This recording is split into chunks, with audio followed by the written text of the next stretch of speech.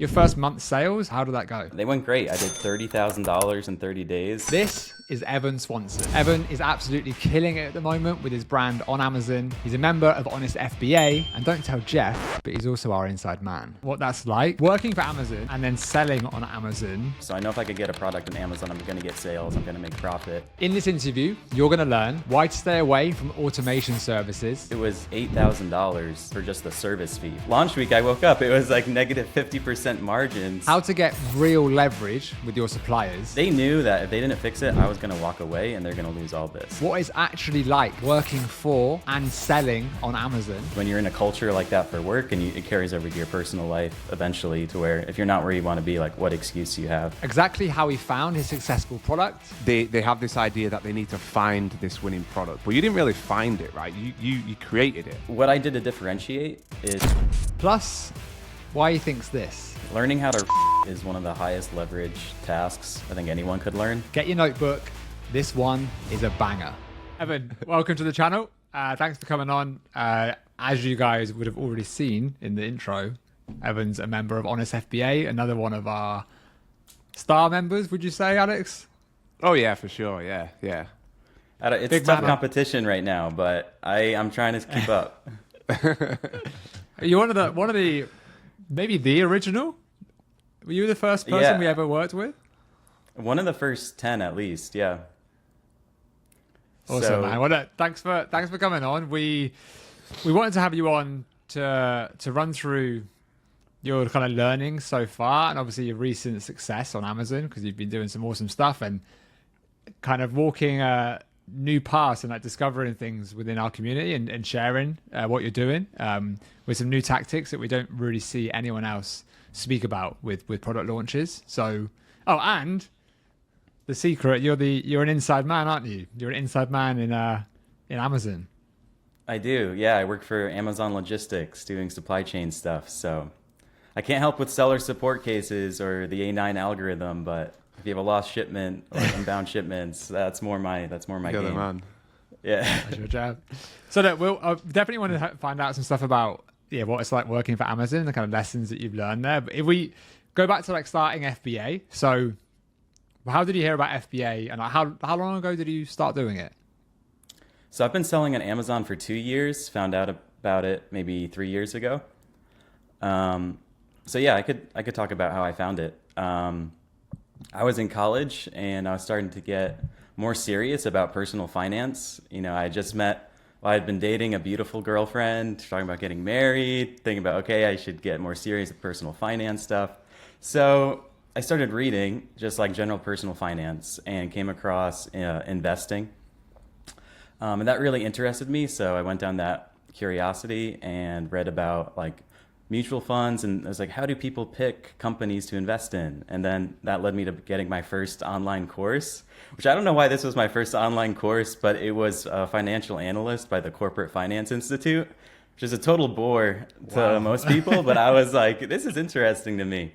And so I was reading about companies and like CEOs talking about their companies. I just found that really interesting. And I got to the point where I'm like, I want to start my own business. So I started looking at business ideas, and Amazon FBA I came across, and I'm like, I need a laptop and my thoughts. And that sounded like a good stack for me compared to like real estate or other like physical asset intensive things.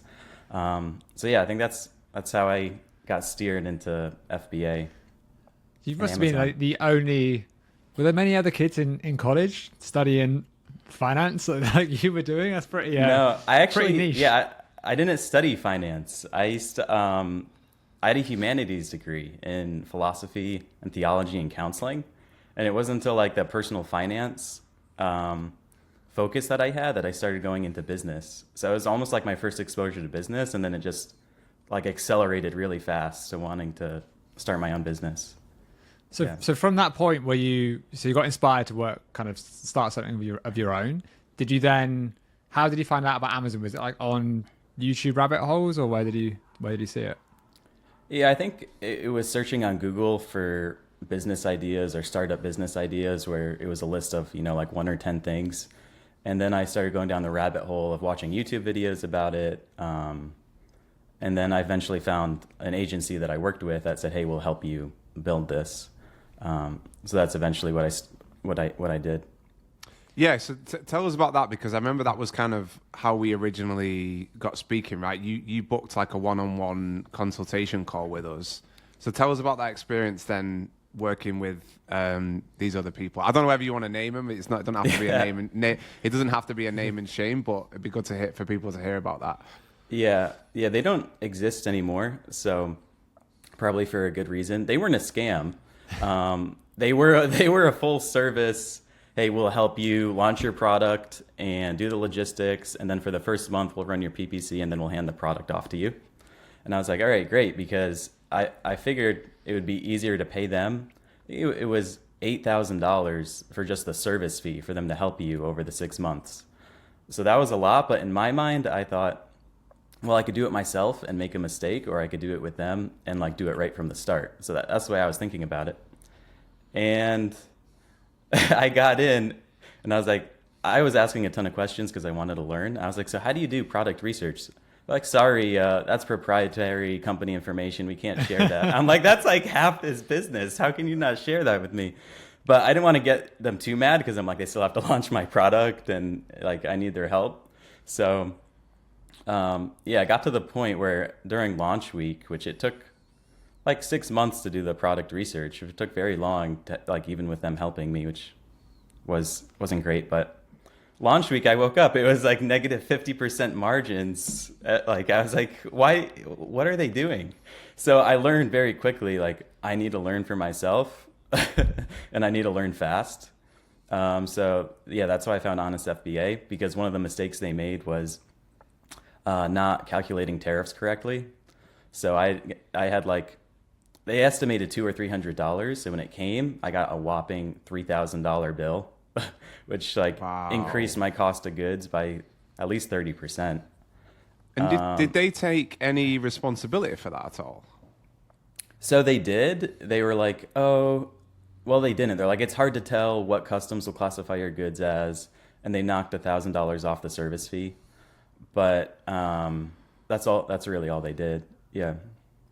So the $8,000 that you paid them, they basically said, we will give you a product and help you launch it, and then hand everything over to you. Yeah. So they did the product research. They sourced it with a trade company. They did the product photography, packaging, and created the listing, set up PPC, then handed it to you. Yeah. Because this was the first product that we discussed on the call, right? And you were kind of, I think you were making sales, but you weren't really making much money at all, were you? And then that product you've completely sold out of now, though, right? Yeah. So I'm okay with sharing the product. It's just a ground anchor, so that you screw into the ground, great for hurricanes or like tenting stuff down. But it was very much like a commodity, and even though I had better images, like the Chinese were just tanking prices, and there's not much I could do to stand out. I remember getting on when we had the calls with you, and because that was quite early on when we started kind of mentoring people and doing consultation, just from where people were reaching out to us on Twitter and YouTube and stuff. And it's quite difficult to say to someone, this is bad. Like, and this isn't going to work. And like, a super nice guy, and you ask us for our help, and obviously we want to be honest. And I remember being like, oh man, this is like, you got a lot of money tied up in this, and it's just, you got to just get rid of it. But it was good because one good thing about you take advice on board and you take action really well, and you implement things, and you learn incredibly fast. So it was like in the end, was it a big loss, or how close did you get to kind of break even? Or yeah, so my bookkeeping wasn't the tightest, so I kind of tell myself the story I want to see sometimes. But I probably was negative around $4,000 at least from the order. Yeah, so not including off, right? Not including the service fee. Right. Yeah. Right. Okay. So maybe 12. I mean, yeah, that's so you could be like 11, 12,000. A lot of people would just give up at that point. So what was it that kind of made you think, no, this model can definitely work and keep taking another swing? Yeah. Well, at that point, I had invested too much money to quit. I was like, I was like, I enjoy this and I want to take it to the next level. But I think seeing results like you guys had is why I booked the call with you, that there are people actually doing this, and that are doing it well. And so I wanted to start, like, I wanted to build my own business, and I just didn't see other businesses as more attractive to what I wanted, being virtual, being on my computer.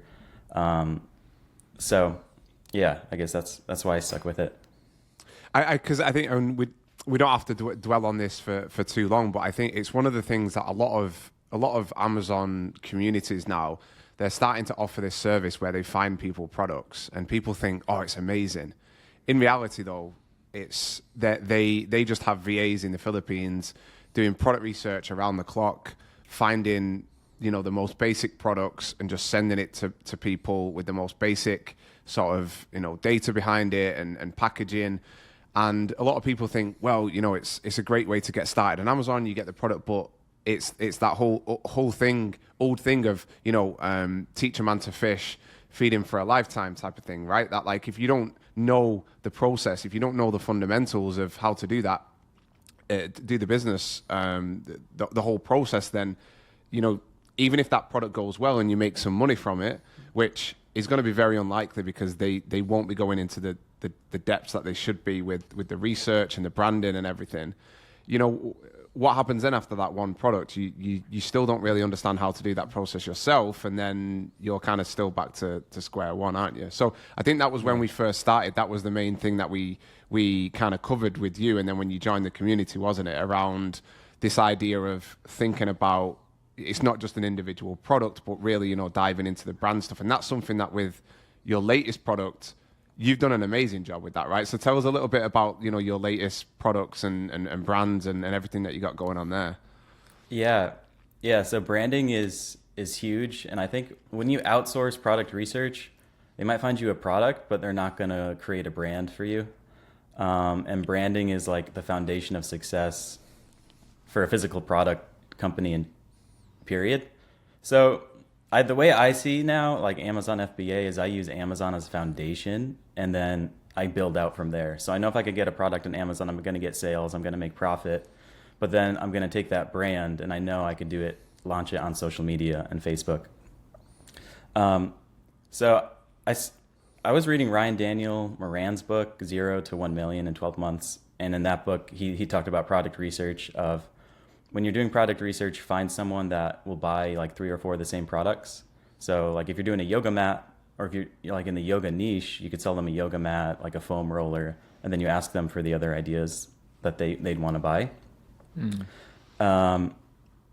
And then he was like, go to Facebook, create a page-like campaign, just saying, do you like yoga, like our page?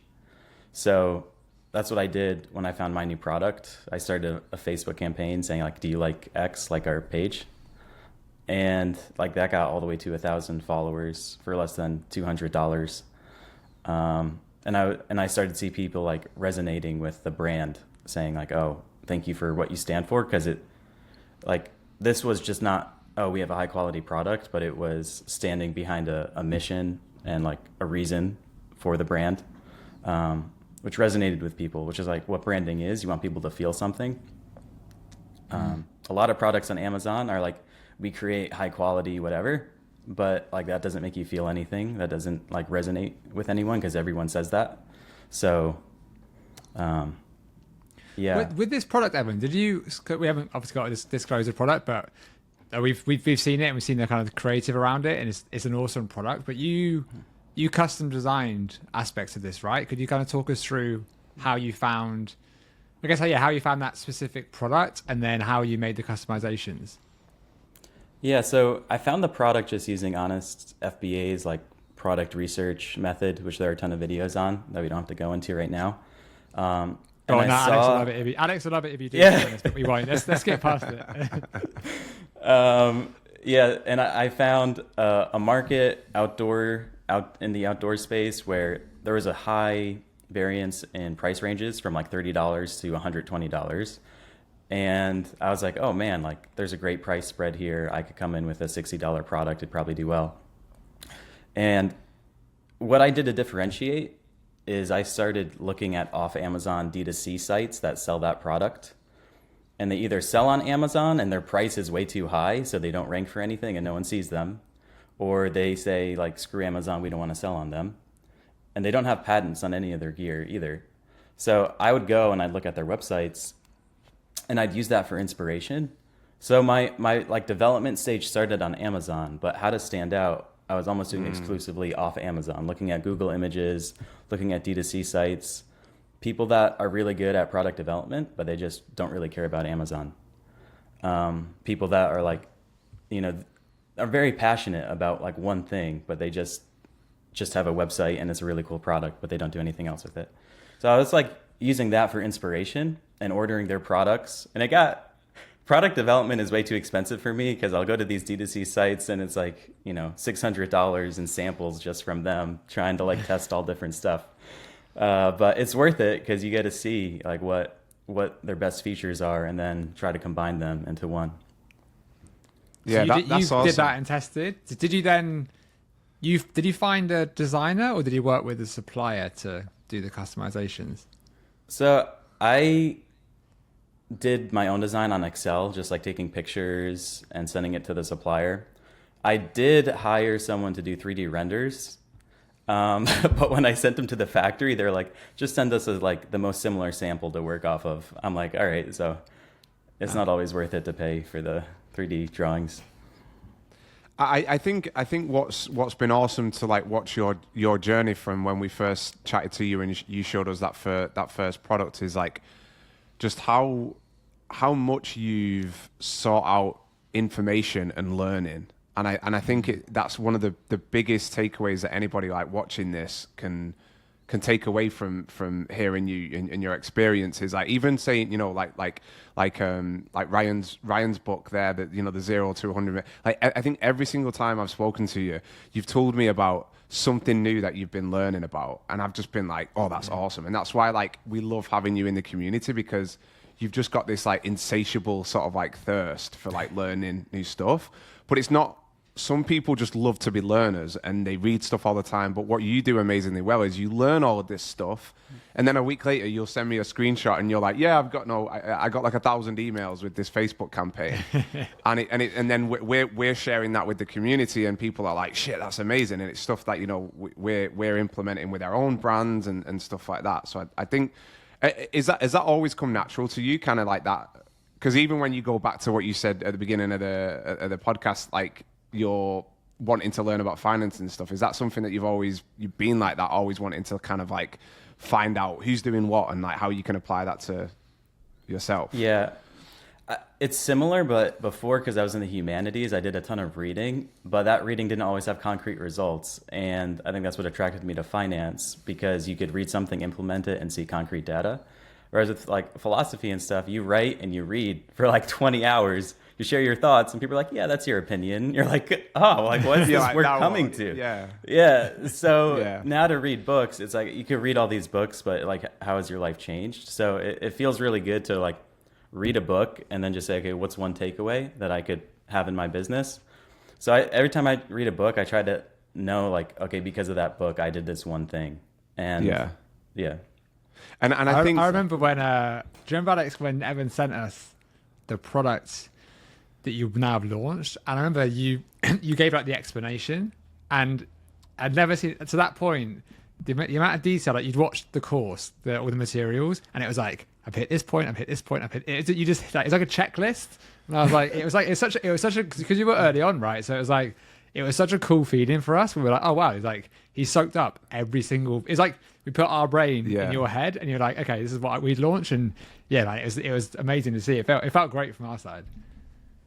And I think from speaking to you from the beginning, like one of the things that when we speak to people, you kind of get a sense like, is this person going to kill it and do really well? And I think from speaking to you, it's always been, you've got such a long-term mindset, and I think that makes a huge difference, because you've had times, right, when your development. So there was a couple of times with the development of this latest product, right, where you kind of had some pretty bad news with it, right? Yeah. With the factors and stuff. Yeah, it failed 2 inspections. Tell us a bit more about that, yeah. Tell us why you should get inspections, Evan, because people will definitely watch this and they won't even know what that is. So can you explain what inspections are and why they're important, and kind of explain, your story? Yeah, so after you find a factory and you get your samples, you start production, and the factory will tell you that they finished production, we're ready to ship the goods. And you say, hold up, like I'm going to send an inspector to the factory. They're going to check so many units to make sure that they're not garbage and there's no issues with them. So I had an inspection company go to look at the goods, and the logos were like crooked or upside down in a lot of them, and the stitching looked very poor. And this was my first failed inspection report, so I was like, what do I do? You're always learning, like every step of your first or 2 years, every month is like, I don't know what to do, I need to learn. So, I had booked a call with Keon, who's like a sourcing guy too. Asked your guys for input too. And the factory is trying to say, hey, there's no issue with this. Like customers will be happy with this product. So they weren't owning up to the issue. And I was like, no, there's an issue. And this went on for 3 months where I was like, no, there's an issue. Can you please fix it? And they were like, oh, we fixed it. I was like, okay, good. So I sent the inspector in again, same issues. They didn't fix it. So I was like, guys, you need to fix this. And I paid for these 2 inspections because they're like, we're not going to pay for them, which at that point I wanted them to, but I just wanted to get the goods out because my season was approaching for like peak sales. And then, the third time it did pass and they paid for it. And I negotiated like a 50% discount on the order. Just saying, because they knew that if they didn't fix it, I was going to walk away and they're going to lose all this. Because it had been 4 months now since they finished the order. And I was still saying, like, you fix this or like, I'm not going to take the order at all. So when they saw that I was serious about that, which could take like negotiating with Chinese suppliers can take months. It's like a very long game. So when they saw I was serious about it, they did fix it. They passed the 3rd inspection, and I got it in my product in right around Thanksgiving, which I was trying to get it in July, but really interesting lesson on negotiation there, where like at the end what you had was leverage. Like you actually had leverage in that scenario where like they were going to be sat holding all that stock, and they obviously didn't want that, but you really were going to walk away, and that's when you got a great deal for yourself. So it was a good. I know you've read how to split the difference as well, right? And you of course you've read it. You've read every book that we've ever spoken about. So yeah. Yeah. So let's talk numbers. People love this part of interviews. So you launched it just around Thanksgiving. So let's say like your first month sales. How did that go?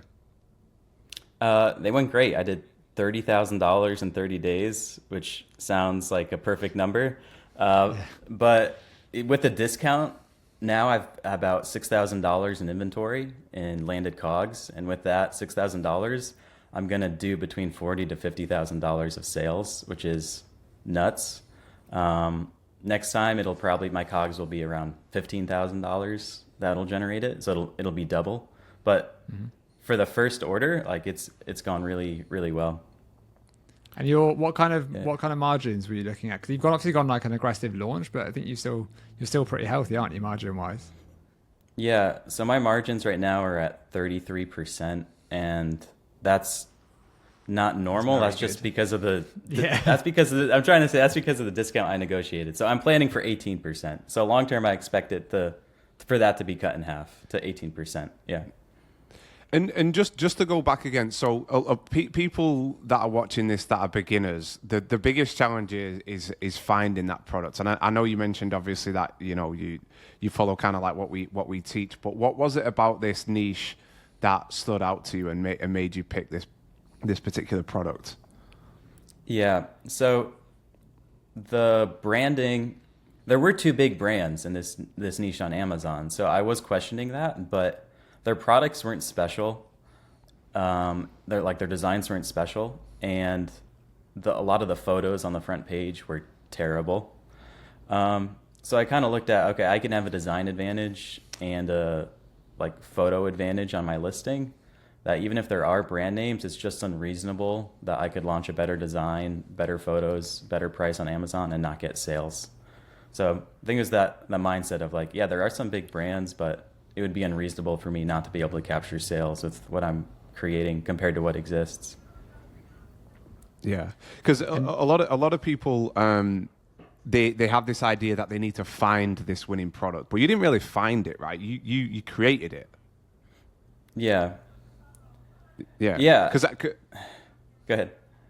no, because I remember when you first sent it over to me, and it wasn't just like, oh, I found this product. It was all the ideas that you had for how you could change it, how you could do the branding, how you could do the messaging.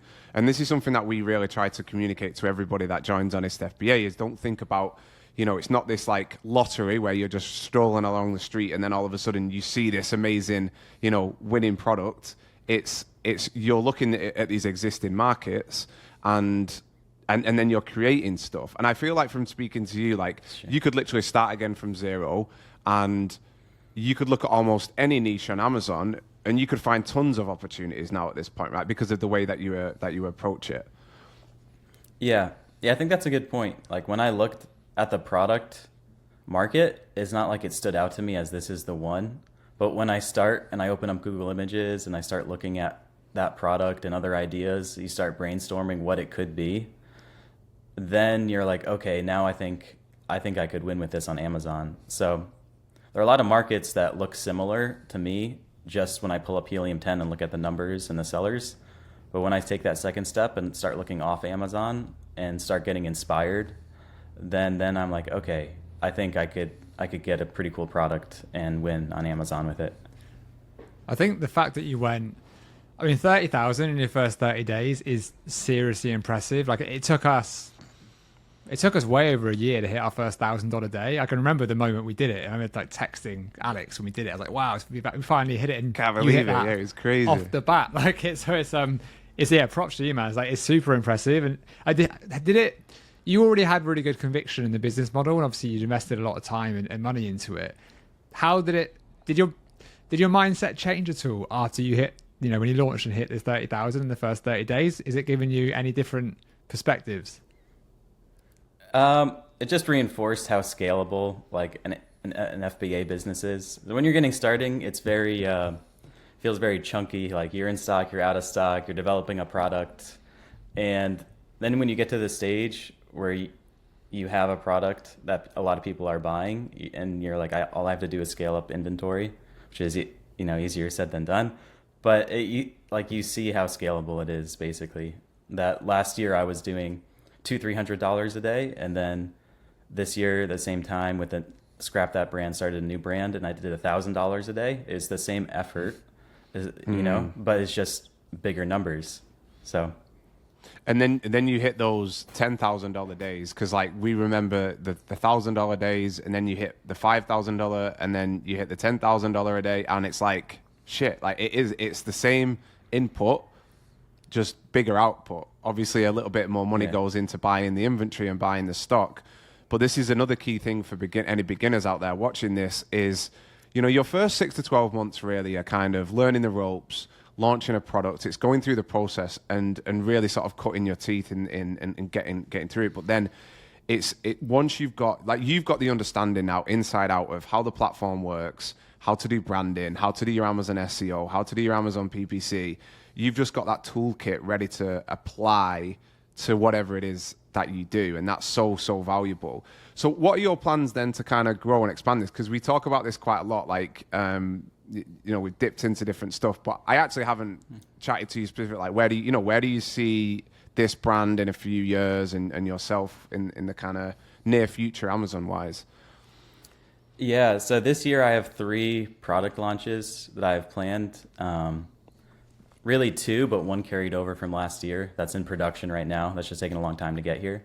So yeah, that's this year. 3 new products this year. And then after that, I have to figure out, I want to get to at least to $1 million in sales at like an 18% margin. And at that point, I want to see like what my valuation would be and consider like selling and starting a new brand again, just to take some risk and get some money for what I've built.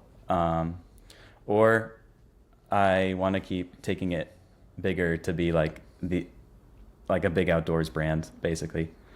So I don't know. I listen to the operators podcasts. I get inspired by these big D2C brands, or like, should I sell earlier on to get some cash in my pocket for what I've built and then try to do it again? Well, one thing that we've chatted about. So obviously Tom and I have got a brand in the pet space, and we've just launched our first sort of consumable product. But we've been chatting about that a little bit lately, right? About what are the options potentially for you to try and move into that space. Have you made any progress since we kind of like last chatted on the perhaps consumable side? Yeah, I have found 2 consumable products. I haven't looked at sourcing them yet, because doing things that are consumed, especially for like people and the FDA, going down that route, I haven't looked into it. But it's on the back burner for next year, because I got my product launches lined up for this year. So I'm like, I have it on the back burner kind of to look at the end of the year as we move into 2025. I think that's a good example of this is the long-term thinking that you do. Like you plan a strategy. Like not many sellers have planned their year out. Like people that have 7-figure businesses, 8-figure businesses that we know haven't even done that. And you've done that, and you execute on it, and it's going to take you, it'll take you there a lot faster. I think what's been, God, this is bigger kiss in Evan's ass this whole episode, aren't we? But we can't help it. We're proud of you. What's been really cool with you is you were documenting your previous brand, the one that you were going, the one that we originally worked with you on, that tried to help kind of salvage. You were tweeting about that, and you were super honest. Obviously, that's our whole thing. We try and be super transparent, and you do it as well, and it drew a lot of people to you. So you've very quickly built a name for yourself on Twitter. We'll share your link down below. But yeah, you really quickly gain followers with like really good insights and super transparent. Was that something that you had thought of doing previously, or when did you kind of enter the building a personal brand kind of space? Yeah, no, I wasn't big on social media until I got on Twitter. And I think I got on Twitter because you guys were on it and you were posting on it. So I wanted to see what you guys were saying. And then I started seeing the value in documenting my own journey on Twitter and sharing info with other people. And then I just didn't realize how much business content was on Twitter. And I was like, wow, this is really valuable.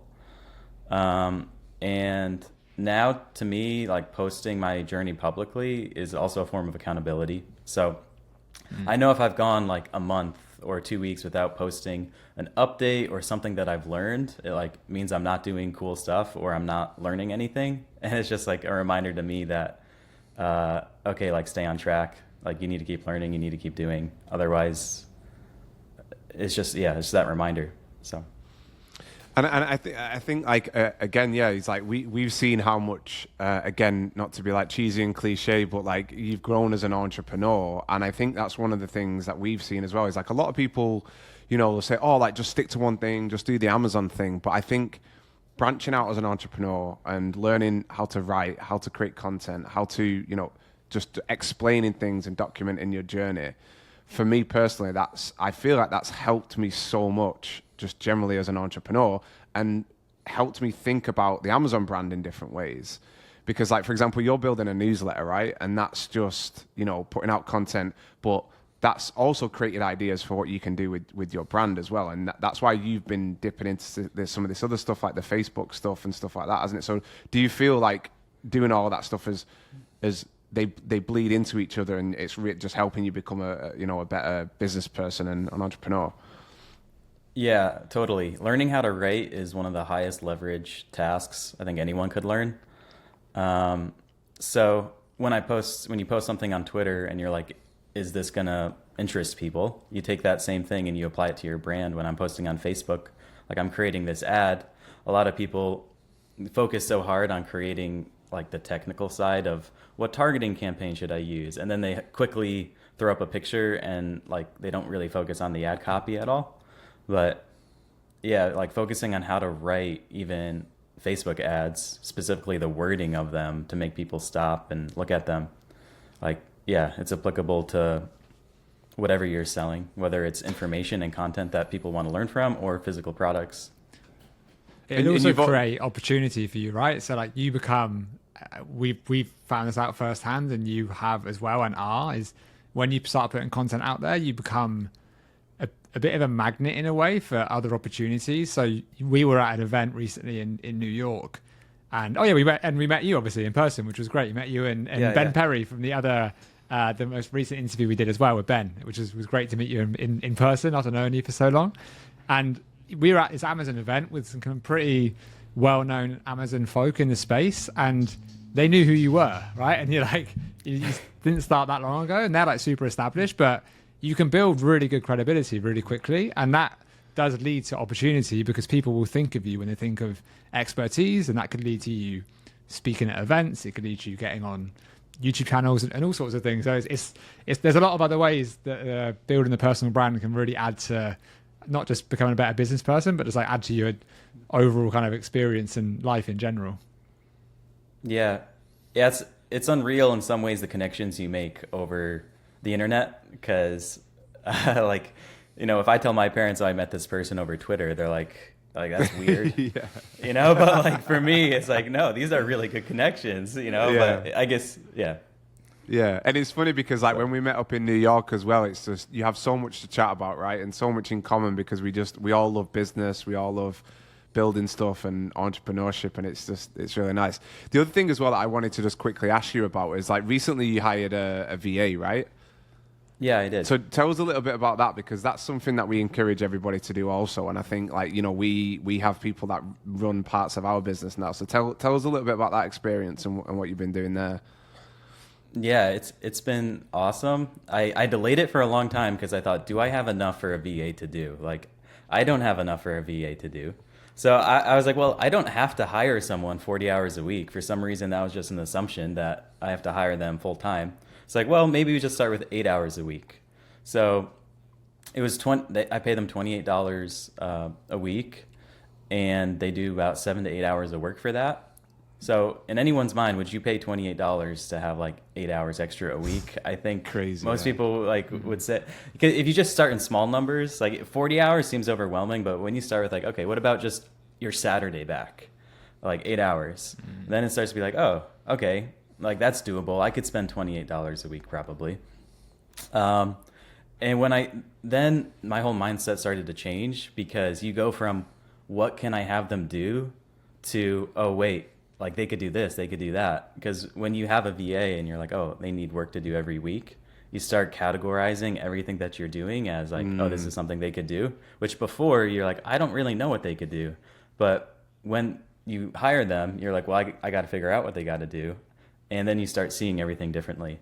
So I didn't expect that mindset shift, but yeah, I have them doing product research and collecting data and reaching out on social media to people, and all like it could change every week. So Yeah. Nice. I mean, it's another example of where like we've spoken about it. You've asked us questions about it. You've seen other people do it. And then the next time I chat to you, you send me a spreadsheet and you're like, oh, I've got the VA doing this. And I'm like, there we go.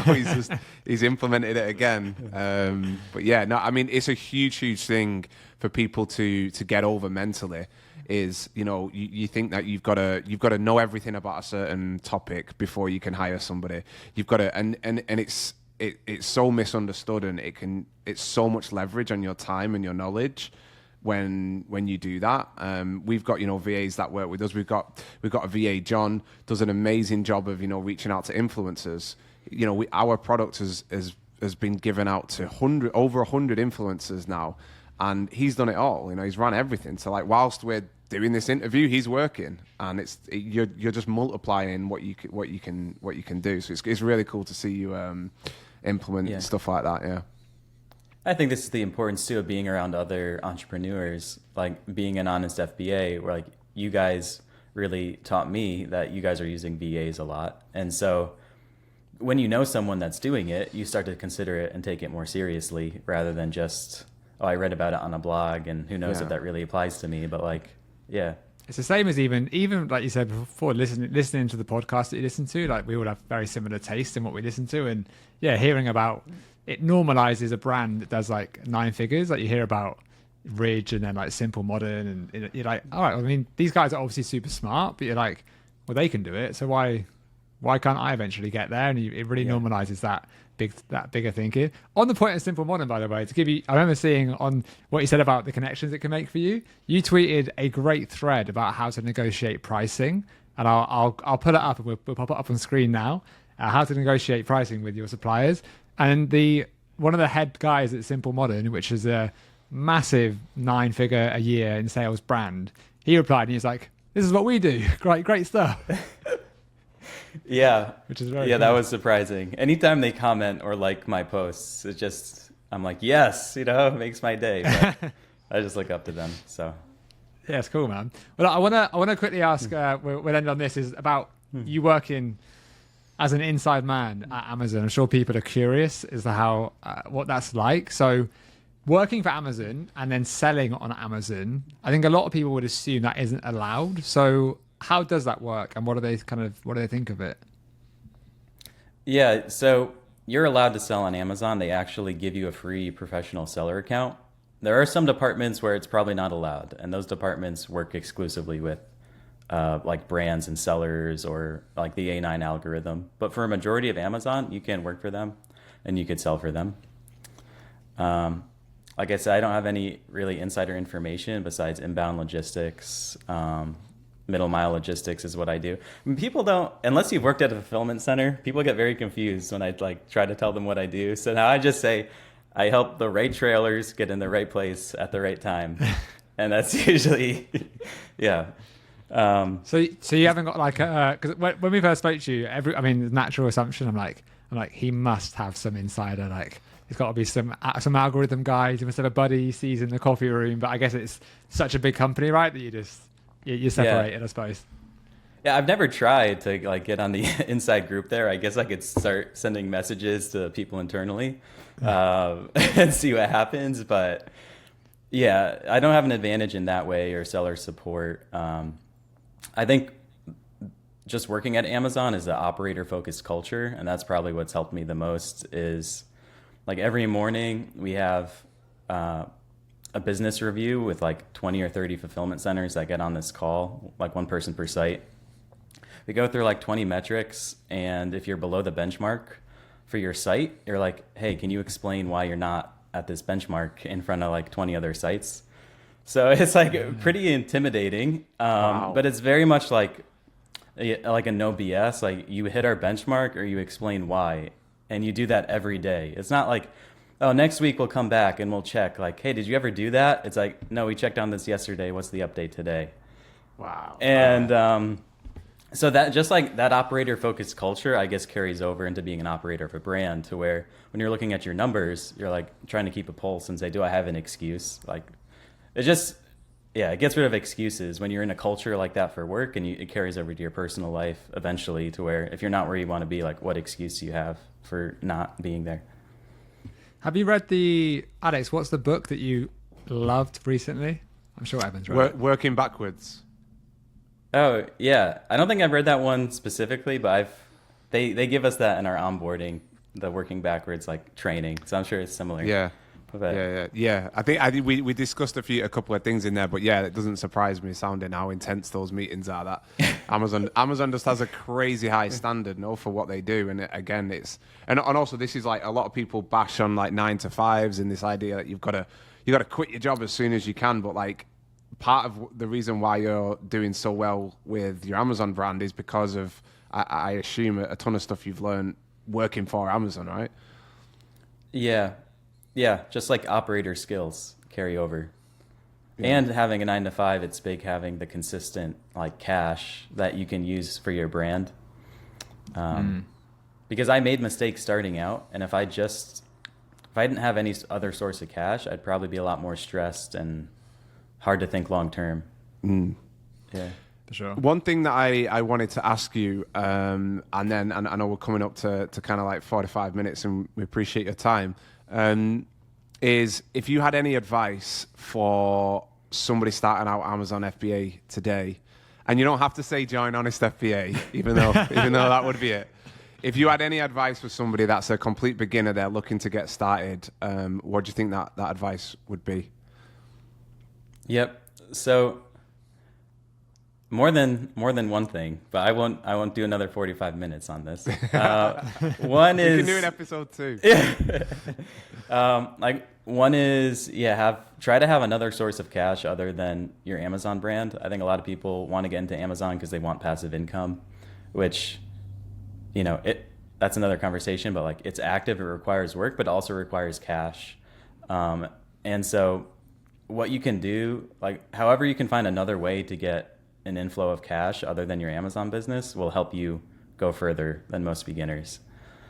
Another one is like be around other physical product brand owners, because like Honest FBA, so when I'm not around other people building physical product brands, you start to think like, is this really the best business, or should I be doing real estate, or I could be doing like an agency, and like all these other voices on social media that do other stuff start to get in your head, and you start to wonder, is there a better business idea? But then like when you're around other physical product brand owners and you see them doing well, it's like it just reinforces the mindset of like, yes, this is like an awesome business to build.